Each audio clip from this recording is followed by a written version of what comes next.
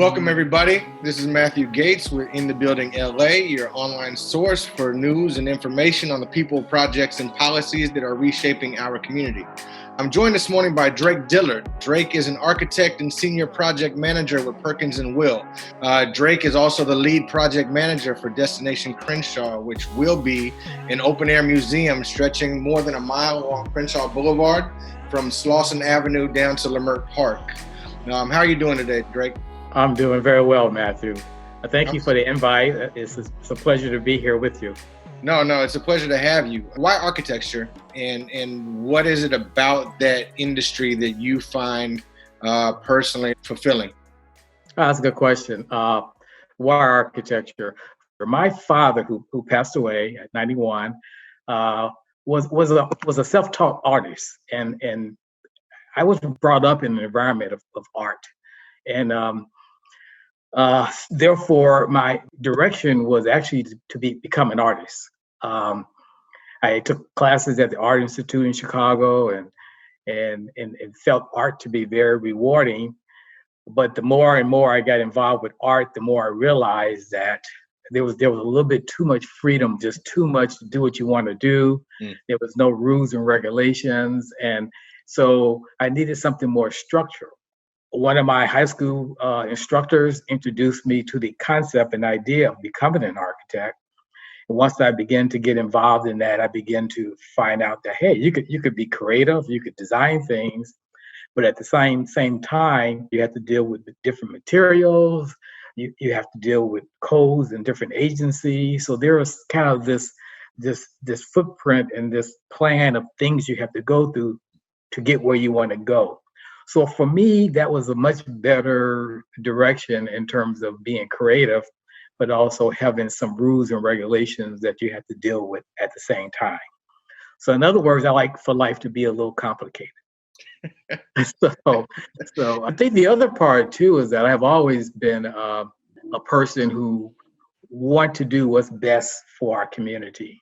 So I've always, from my parents, growing up, we've always been involved with the community, and coming from the South Side of Chicago, that was inbred in me. So the idea of designing something that can make our community a better way of life and can be supportive of what we need to do to go forward was something that was just ideal for me.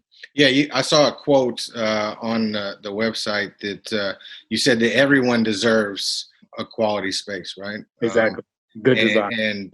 And you call yourself a citizen's architect. What does that mean? Design is not the end all, but it's just being involved with the community and also the lifestyle, the culture that we all live by and try to be part of. So for you, community collaboration and input is an essential part of your design philosophy, right? And the way that you approach projects is really trying to make sure that you create transformative projects, but ones that serve the people as opposed to other interests, right? Yeah, or self-interest for that matter. I mean, so often in our profession, we have tendency to have our egos, and sometimes they become all about us versus who we're supposed to be designing for. So it's that sensitivity to someone else versus ourselves. So as the senior project manager for Destination Crenshaw, which, as I mentioned, is an open air museum, right. That's going to stretch 1.3 miles along Crenshaw Boulevard from Slauson Avenue to Leimert Park. Right. And it's celebrating the impact that Black people have had on the city over 200 years. That project, what makes it unique is that it has really been community-led project that came together in response to concerns that folks had over the potentially disruptive impact of the Crenshaw Metro Rail, fears over gentrification. And so this was a community-led initiative that brought together stakeholders from all over the city in order to make sure that this project served a very specific purpose.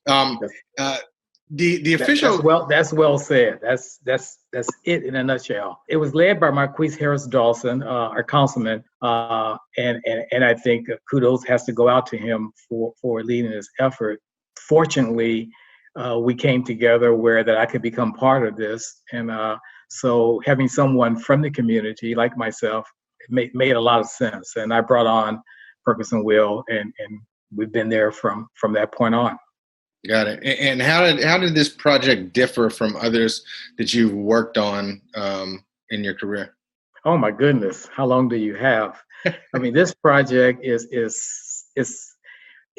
kind of an emotional type, I guess, adventure journey for me. As an architect, all of my projects have been pretty much outside of the Black community, and most architects like me, who have been part of this project as well, have the same type of, I think, feeling.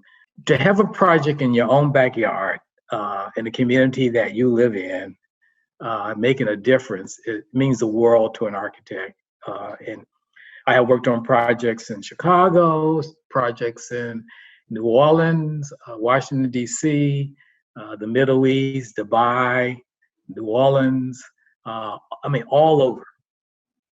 And some of those projects were very, very important projects and meant a lot. But to come back home and do something right down the street, and you can see the impact it will have in the community is something that's very, very special. And what was the most challenging part of designing a space the scale of Destination Crenshaw, right? Yeah. Well, I'm the project manager, and being the manager, you have to deal with all the different components and elements and bring everybody together. And this is a large team. It's a very, very large team. It's not just me per se. We have Purpose and Will. We have Studio MLA, is a landscape architect. We have Raw International, who was also an architecture firm involved with it. Structural engineer, KPFF. Gallagher is in our exhibit design firm. So there's a number of individuals. And then we have an advisory council, which is made up of community members. So it takes a lot, to put everything together, to come out with some type of opinion and direction that we all agree to. So it's been underway now for 2 years. So, it takes time, a lot of energy, a lot of opinions, but a good project. So thinking about, I guess, the concept in and of itself, the number one export from Black communities has always been Black culture. Our style, our creativity, our artistry. And while individual artists have received fame and fortune in exchange for those talents, the collective Black experience doesn't have as many examples where entire communities were able to harness that cultural genius as a catalyst for economic development and as a centerpiece for Black business districts. I believe the hope of with Destination Crenshaw is that utilizing arts and culture, that this space will not only serve as a cultural hub, but provide economic stability and foster entrepreneurship. How do you feel Destination Crenshaw will serve as a springboard for the future of Crenshaw, the future of Leimert Park, and the future of Black Los Angeles in general? We have given a lot, and we continue to have a lot to give to the world at large. So I think all these things come together to support the history, the culture, the economics, the future for a stable community. Yes, I think right now, unfortunately, we're having some setback with some of that because of the Metro line. But again, once the Metro line is complete, the idea is that negative impact of construction will turn into something positive. People will look at Leimert Park as a hub to visit, and then from there, that spreads on to more economic development as well. I'm just proud of the fact of our history and culture. I have learned personally so much from being part of this project, and I think once the community see these things, I think they're going to feel the same way. But I do understand that presently and in the past, there's been a little bit of maybe pushback because of the growing pains of going through this. Mm-hmm. Yeah, sure. And I think those are justified concerns based off our shared experience, right, in the country and in the city. But at the same time, if you always operate from a standpoint of hyper fear of change and progress, then you end up getting to a place where you never get the amenities, you never get the new development that you're really looking for, and that the community needs in order to get to the next level, right? I agree 100%. One of the things as an architect too, for me personally, is just trying to help the community understand what we do, and how we do it. I think we have to do a better job, we being architects, particularly African-American architects, have to do a better job in really explaining and showing what we do. Our community don't understand our role. They don't understand the significance behind being an architect. And so one of the things, and hopefully this project will show that it could be an important part of the community in terms of the future of it. So I asked you earlier about kind of the challenges of working on a project the scale of Destination Crenshaw, and all the moving parts and all the stakeholders that have input, thoughts, and ideas, some informed, some not, over the direction that a project should take. And I want to kind of use that as the lens for talking briefly about the Baldwin Hills Crenshaw Plaza and some of the challenges that project has faced really over 40 years of trying to remake and re-envision what that space could be. As a citizens architect who uses your gifts and expertise to transform physical spaces in the community, and one that's committed to designing projects that add value to the community, what is one thing that you wish the community better understood about the process of building or building something of that scale that you feel like would help us actually get traction on something being done that adds value? Good question. Well, before I answer that, I would say that I also sit on several boards. I sit on the Crenshaw Design Review Board for Crenshaw, also the Design Review Board for Lafayette Square, and also the Design Review Board for University Park. And so sitting on those boards, you're sitting with fellow architects presenting their projects and with the community responding to those projects. And as a board, you're basically hearing both sides, so to speak, which is kind of something directly you're asking about. And I get to see it firsthand from both viewpoints. And the same thing could be said about Crenshaw Mall or any other project. I guess there's two things. I think with the Crenshaw Mall project, there's a representative from the group, and I hope he doesn't mind me saying his name, Jason, who goes out to the community and pretty much keeps everyone informed. And as far as I'm concerned, he has done an excellent job in doing that. I was on the board for the Baldwin Hills Homeowner Association at one point. So he used to come to our meetings on a regular basis and tell us what the mall's up to and what they plan on doing. And it was good. It was a positive thing. And this is Jason Lombard from Capri Capital? That's correct. And not everyone does that, but they have always been very, in my opinion, upfront with that. And Jason has done an excellent job with that. I think, like I said before, our community is at different levels in terms of how much information they know, and that becomes very obvious when you sit in meetings. Some are well informed, and some are not. A lot of our community is very emotional about what they want, Rightfully so. Yep. Rightfully so. But sometimes the emotions do not take in consideration some of the legal components of development and what you can and cannot do, and the codes and things like that.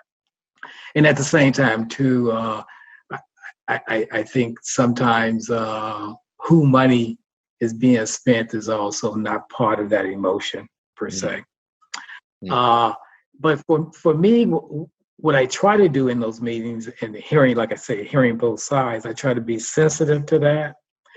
And I try to, in my own way, try to direct the community and listen first and direct the community to try to understand better what they're requesting and what impacts that might have. I'm an architect. I like development. I'm not against development. That's what we do. But I think it needs to be done responsible and also sensitive to the community needs. And I think that can happen, but it takes all types to sit down at the table to work things out in a respectful manner. Drake, I don't want to let you out of here without asking you about some of the work that you do outside of your 9 to 5. I know that you work with a summer camp that is designed to help youth discover architecture as a career. Can you tell me a little bit about that project? I'm part of an organization called NOMA, which is National Organization of Minority Architects. And presently, we have a summer camp. This summer camp is called Project Pipeline.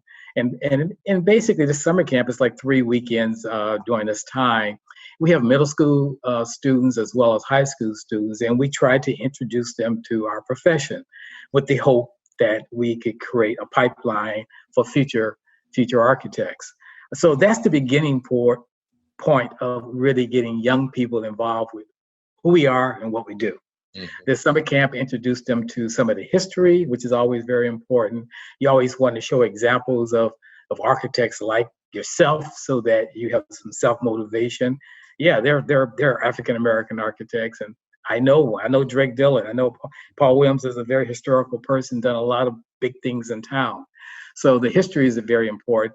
But at the same time, too, we kind of introduce them to not just design, but also the idea of how do you use different shapes and different forms and colors and different materials, and the significance of wood versus brick versus stone. We work with CAD, computer aid design on computers, how you design with computers. So it's the introduction of that. Drake, I appreciate your time, your insights, and more importantly than that, I appreciate your charitable nature with your gifts and the way that you've shared them in trying to leave the community better than what you found it when you moved here.